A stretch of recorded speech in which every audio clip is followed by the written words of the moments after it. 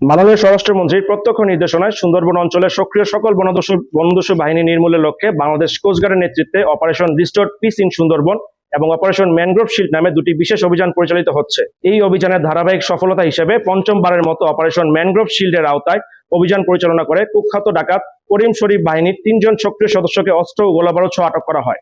গোপন তথ্যের ভিত্তিতে জানা যায়, সুন্দরবনের কুখ্যাত ডাকাত করিম শরীফ বাহিনীর সদস্যরা বাগেরহাটের শরণখোলা থানাধীন সুন্দরবনের শেলা নদীর মোরা চানমিয়া খাল সংলগ্ন এলাকায় অবস্থান করছে। প্রাপ্ত তথ্যের ভিত্তিতে গত 13ই মে 2026 বুধবার বিকাল 5টা থেকে 2 দিন ব্যাপী কোস্টগার্ড বেস মংলা এবং স্টেশন কোকিলমণি কর্তৃক উক্ত এলাকায় বিশেষ অভিযান পরিচালনা করা হয়। কোস্টগার্ডের তীব্র প্রতিরোধের মুখে ডাকাত দল পালানোর চেষ্টা করলে অভিযানকারী দল ধাওয়া করে করিম শরীফ বাহিনীর 3 জন সক্রিয় ডাকাত সদস্যকে আটক করতে সক্ষম হয়। এ সময় আটককৃতদের কাছ থেকে 3টি একনলা বন্দুক, একটি দেশীয় পিস্তল, 49 রাউন্ড তাজা কার্তুজ, 187 রাউন্ড এয়ারগান গোলা, 2টি ওয়াকিটকি ও 4টি ওয়াকিটকি চার্জার উদ্ধার করা হয়। প্রাথমিক জিজ্ঞাসাবাদে জানা যায়, তারা দীর্ঘদিন যাবৎ সুন্দরবনে করিম শরীফ বাহিনীর সক্রিয় সদস্য হিসেবে ডাকাতি এবং সাধারণ জেলে ও বাওয়ালীদের জিম্মি করে মুক্তিপণ আদায় করে আসছিল।